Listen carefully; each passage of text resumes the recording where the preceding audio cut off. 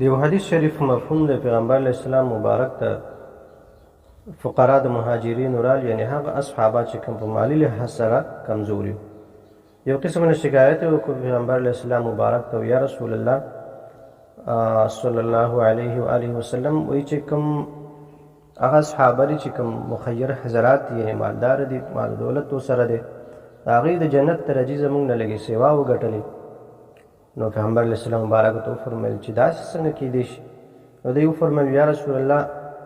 د موږ منګم کو واغیم کوي نور عبادت چې کوم دي منګم کو واغیم کوي په دې کې خو منګ واغی یو برابر یو خو چې کله د زکات په خراشي نه زکات هم ورکوي صدقې هم ورکوي نور هم د غریبانو سره امداد وغیره کوي نو هغه زمونږ نه په دې کې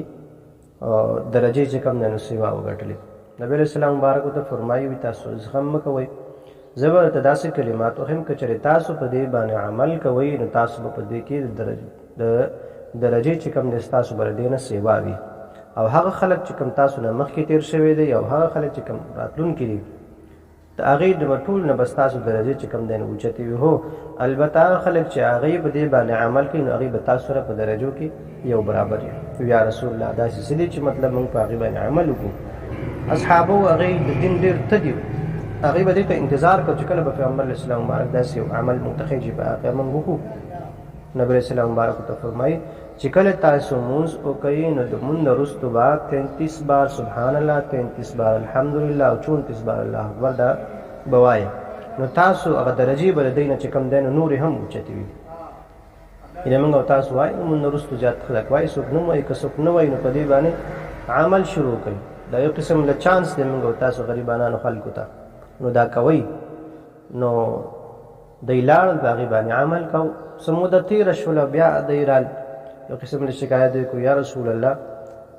چې کوم عمل به موږ کوو نو د هغې عمل پته دی خلکو ته ولګي د مالدار اصحابو ته هغې هم عمل کوي اوس څه وکړو نبي علیه السلام ته فرمایي وایي ذلک فضل الله یؤتیه من یشاء وایي دا د الله فضل ده چې چاته یې ورکوي خوښې شي د هغه خوښه ده بس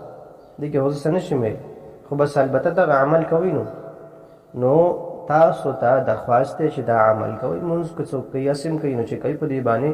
سیوا شي چې 2 منټه پرې نه لګي الحمدلله الحمدلله الحمدلله دغه رنګې سبحان الله سبحان الله سبحان الله دغه رنګې الله اکبر الله اکبر 34 بار وایي نو